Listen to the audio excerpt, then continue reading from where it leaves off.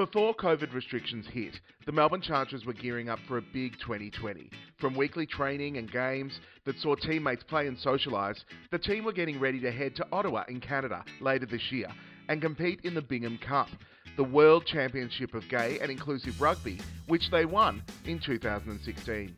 The Melbourne Chargers were the first international team who were participating this year that announced they wouldn't be going to the Bingham Cup, even before the tournament announced that it was being postponed. And over 2 months ago, when COVID restrictions were starting to form, they were days away from their big 10-year anniversary celebration. But the committee made the tough call to change course due to the pandemic. We made the call, a week ahead of the government that it wasn't appropriate for us to be out and about training.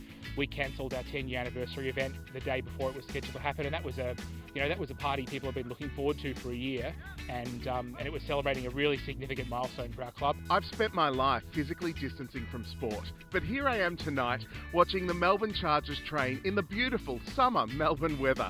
Yeah, that's right, it's freezing. And Melbourne's inclusive rugby team are out now that COVID restrictions have eased up, getting back into their training and warming their bodies up. Let's find out what it's all about.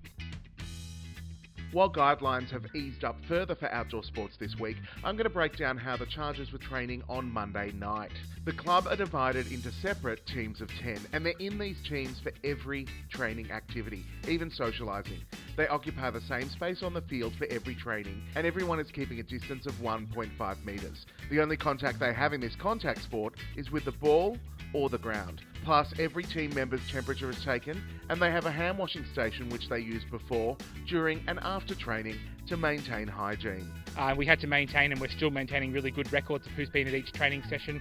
So if the need for contact tracing comes up, we can assist the health authorities with that. And we're just really thankful that we're allowed to come back and play sport again. It's we might not be there with games and contact, but being able to come and chuck the ball around with our friends has made such a difference to all of us. During the 8 or so weeks that we were all put away in our houses, I'm sure everyone went through a range of emotions, from distress to loneliness to feeling safe to feeling really worried about the world.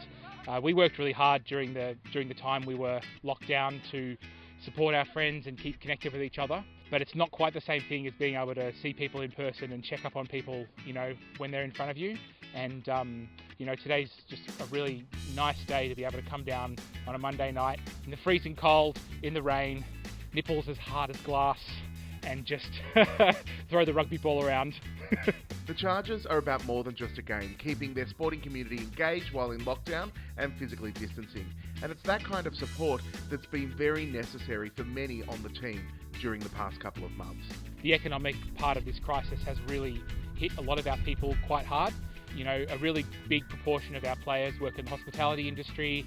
A lot of people work in that kind of precariat style work. The economic crisis that came along with the pandemic really hurt a lot of our players really hard. One incident I can think of particularly is when, we had a call on a Friday evening from a player who had no money, had no food, and they weren't reaching out to, for us to help, but we established a little bit of a food bank and dropped off cooked meals so that this person could at least get through the weekend until the Tuesday when the food banks were open.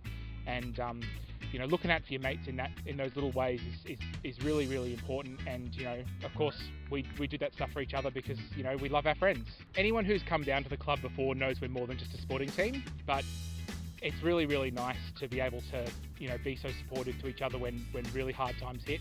A lot of the Chargers training sessions are about them teaching people how to play the game or to learn basic skills, so physical distancing gave them a chance to upskill all their players on game strategy and engagement.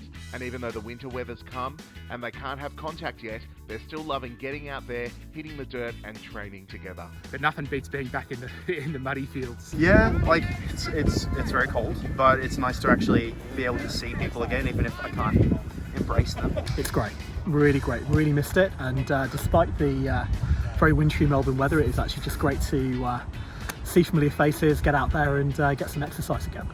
It's a Monday night, it's absolutely freezing cold down here, but being back at rugby has warmed the cockles of my heart.